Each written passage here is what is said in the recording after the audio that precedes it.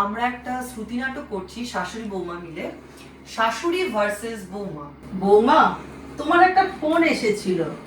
আমার মোবাইল তো আমারই কাছে। মোবাইল নাকি এঙ্গেজ ছিল, তাই ল্যান্ডলাইনেই ফোন করেছিল। নাম কি, কে? নাম তো বললো না, তবে বাপু আমার ব্যাপার স্যাপার ভালো ঠেকলো না। কি হয়েছে বলবেন তো? একটা বেটা ছেলে। ও মা, আপনি না কোনো পুরুষ কোনো মহিলাকে ফোন করতে পারে না, এতে তো খারাপ লাগার কি আছে? আহা, আমি কি বলেছি এর জন্য আমার খারাপ লেগেছে? তবে মিথ্যে বলবো না, প্রথম প্রথম বিশেষ ভালো লাগতো না। রাত নেই দুপুর নেই, যখন তখন বেটা ছেলেরা বাড়ির মেয়েদের ফোন করেই যাচ্ছে। আজ তাহলে নতুন কি দেখলেন? দিনকাল মোটেই ভালো নয়। বড্ড ভূমিকা করছেন মা, কি হয়েছে একটু তাড়াতাড়ি খুলে বলবেন? পার্টিতে জয়েন করার ব্যাপারে কি যেন বলছিল। ও মাই গড, দেখেছেন? একদম ভুলে গেছিলাম, নিশ্চয়ই পুচু ফোন করেছিল। এ মা, সন্ধেবেলা না গেলে কি কাণ্ডটাই না হতো। তুমি তাহলে যাবেই? যাব না, কি বলছেন কি? জয়েন না করলে কত বড় লস হতে পারে আপনার কোনো আইডিয়া আছে? না, তাও এমন গন্ডগোলের বাজার, তার মধ্যে বাড়ির বউ হয়ে এমন ঝুঁকি নেওয়া কি ঠিক?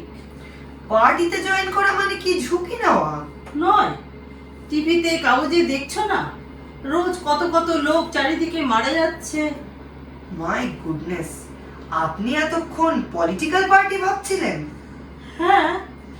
উফ, একটু নিজেকে শার্প করার চেষ্টা করুন না। আজ পুচুদের বাড়ি পার্টি, সবাই যাবে। কাল ওদের কুকুরটার ডেলিভারি হয়েছে সেই অকেশনে। কার ডেলিভারি হয়েছে? কুকুরটার। এতে এত অবাক হওয়ার কি আছে?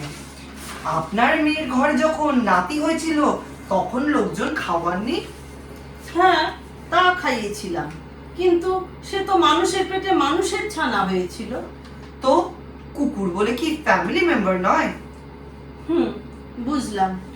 অনেক সময় লাগলো। কি বললে? কিছু না। এই রে, দেখছেন কথায় কথায় কেমন দেরি হয়ে গেল। ও, তোমার এখন কোনো কাজ আছে বুঝি? এক্ষুনি আমাকে চ্যাট করতে হবে। তুমি এখন এইসব করবে বুঝি? আর কখন করব? এমনি অনেক দেরি হয়ে গেছে মা, একটু পরে শুভ ফিরবে।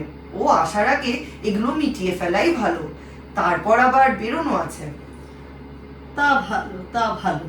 আমি এখন যাই, একটু শুই গিয়ে। উফ, আবার কে ফোন করলো? মা, একটু দেখুন তো।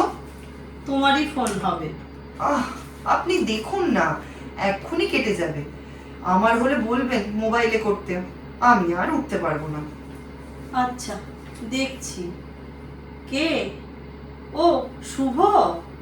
না না, ঘুমাইনি রে, জেগেই আছি। কে, মাধুরী?